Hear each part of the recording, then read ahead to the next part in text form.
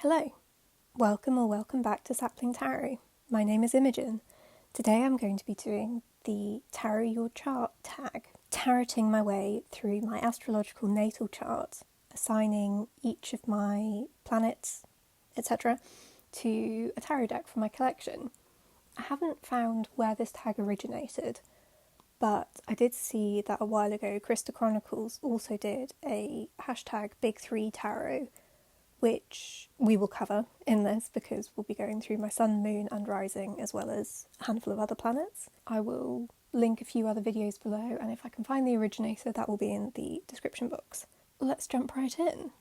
My sun sign is in Gemini, and it is in my 8th house. Now, Gemini is an air sign, but being in my 8th house, that is Scorpio, and so that's, big death, sex, transformation energy as well. And I'm quite a mixture of the two, I'd say. Oh look, okay, so we're starting in the Gemini decan. This is in order because I've been looking at the astrology and kind of plotting out my year with it. Yeah, so this was an easy choice for me because I think that this deck is a really good mixture of kind of the loose, airy quality, but also the watercolours.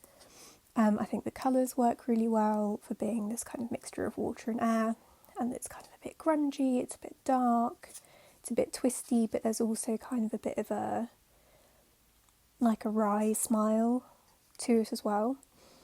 This was also an easy pick for me because my Lilith is also in Gemini in my 8th house. So, astrology geeks, I love you, I see you, I am you. Let me know what you think of that as a placement. And so the Lilith deck with its Lilith and Lucifer feeling quite twinsies. And then obviously the Lilith presence felt like a bit of a no-brainer.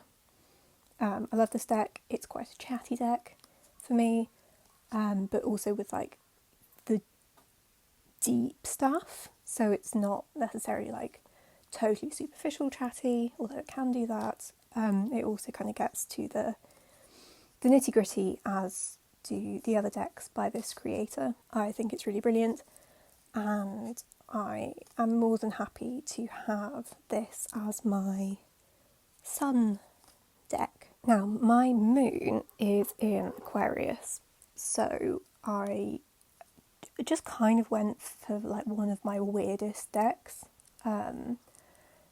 This one is fairly new to me. It was an eBay bargain. It is the Magic Tarot by Fournier, and it's a bit odd. I think it's great, but I think I don't know, there's just something about it that's a bit weird. I also thought about the Gentle Thrills tarot because that's super weird. But it's so bright. I mean, obviously this is really bright as well, but again, it's kind of got this watery, grungy thing going on as well, which felt, oh, there we go. We've got the, there we go. So it is the Magic Tarot by Amaya Arazola. Save that for later. And so yeah, I just wanted the weirdest, or one of the weirdest decks in my collection. My Aquarius is my 3rd house, so we're kind of back in Gemini territory with the communication and the chattiness and the sort of zipping all over the place kind of air energy. And the swords are really good in this deck. Yeah, I don't know, a lot of these are just going to be things that make sense to me and my experience of my natal placements. So if I don't make anything totally clear, please do ask questions. This is a pretty kind of vibes-based tag response. Now, my rising is in Scorpio, so we're back to the Scorpio energy. Most of my chart is in my 8th house, and then my rising is Scorpio. This was the deck that was the easiest for me to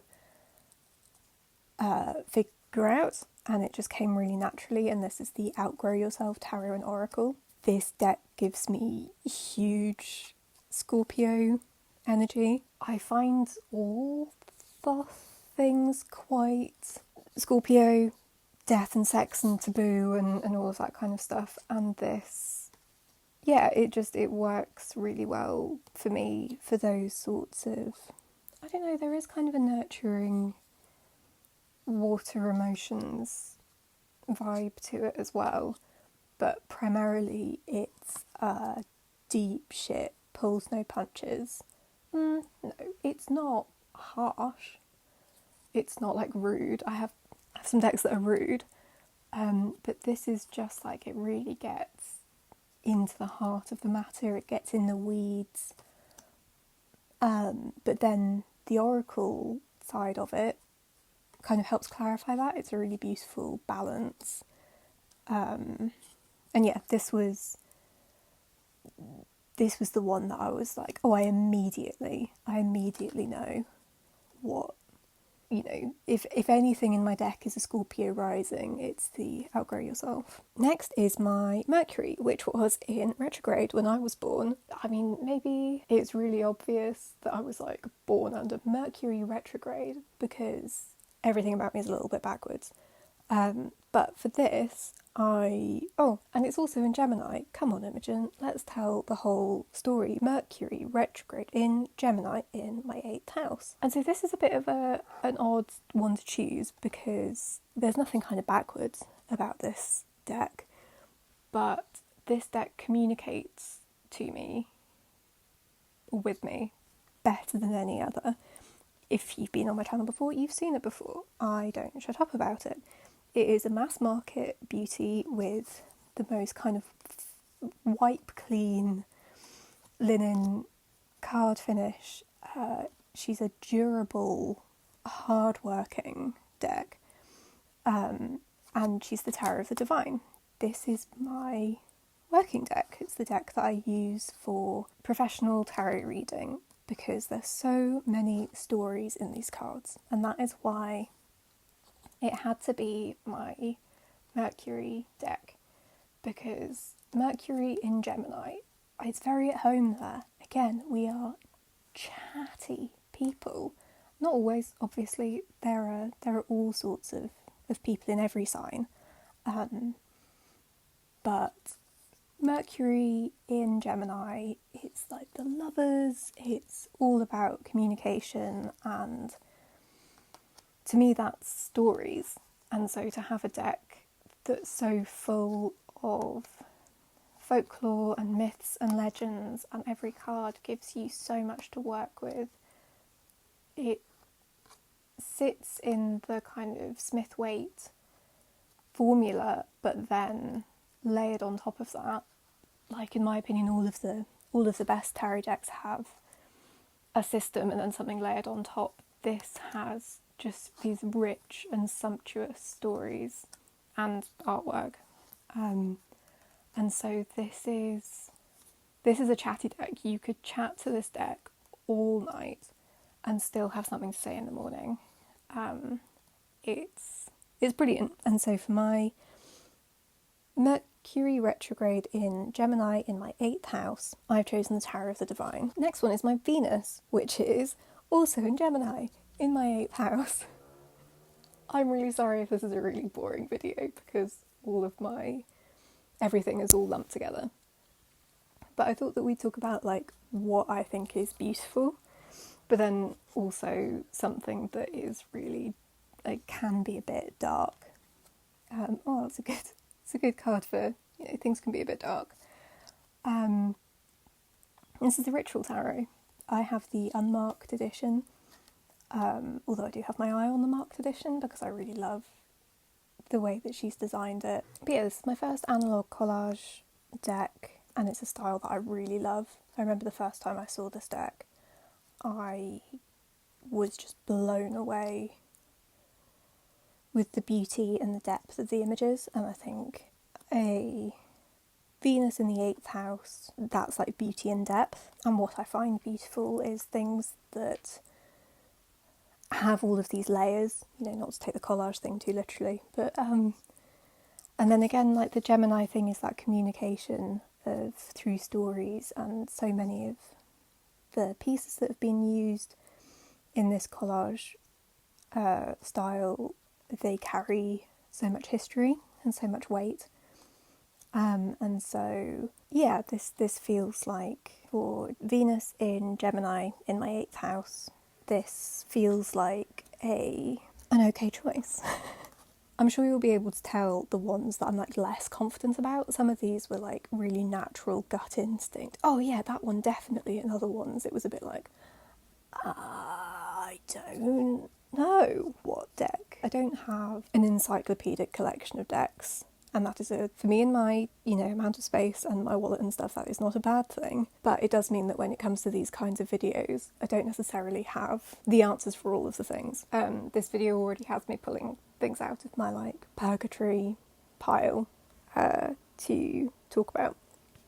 Which, speaking of, on to the next one, which is my Mars is in Virgo. Which is, it's a bit of a chilly place for Virgo to live.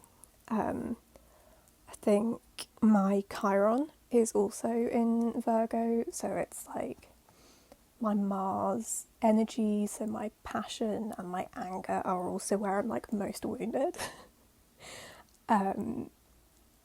And I'm not super comfortable or like knowledgeable about anger and how it comes out in my body. And anger is something that I have had like a lot of trouble with in my life. So I just went for like my earthiest deck, and also a deck that I struggle with, which is, upside down, which is the Wildwood Tarot. This was one of the first decks I bought when I like started getting into tarot in a broader way, like outside of my first tarot study. And I really like a lot of the imagery in this. I really like the kind of Celtic, pagan aspect. I like some of the use of animals. I'm not a huge animal deck person, certainly not for tarot. But there's just something about me in this deck where it's really heavy going. It gets quite dark quite quickly. I don't connect with it super easily, but it's my earthiest deck and a deck that I struggle with, which is, the Virgo and then also the Mars. I love the Ren. See, I really love these cards so much, but I really struggle to read with it. I started doing the Year in the Wildwood. Alison Cross is like such a babe. But it's a little bit beyond me, I think, to spend a year in this kind of realm. As much as that would be really beautiful in so many ways, I don't know. I'm sure if you're, into tarot and stuff, you've had this with decks where you don't know exactly why you don't jive with them. And maybe you even do something like what I'm doing now, which is flicking through it and you go, but there's so much beautiful imagery, and I don't love the keywords. I think the keywords is probably the biggest sticking point for me. I don't really like having that on tarot cards. I mean, this is fine because it's like telling you what the animal is, I guess, but some of the other ones, I just like, it really pulls me out of it, and I find them a bit like flattening. So yeah, like 2 of Vessels, 2 of Cups being attraction. I'm like, yeah, and the rest, like, and all the other things that the 2 of Cups can be. And so, yeah, all of this is to say, deeper than it need be. It's like, I have issues with passion and anger and all of those sorts of things. And so I give you a deck that I have issues with. For my Jupiter, which is in retrograde, was in retrograde when I was born, it is in Sagittarius. So it's kind of a bit of a funny thing if it's, got it's in a very happy sign for itself, but then it is retrograde. So a bit of a mixed bag. For this one, I chose the White Newman deck, which I find quite a lucky deck. It has helped me in a lot of situations. It's probably my most fiery deck. Again, like I've said, ad nauseum at this point. I'm mostly an air person.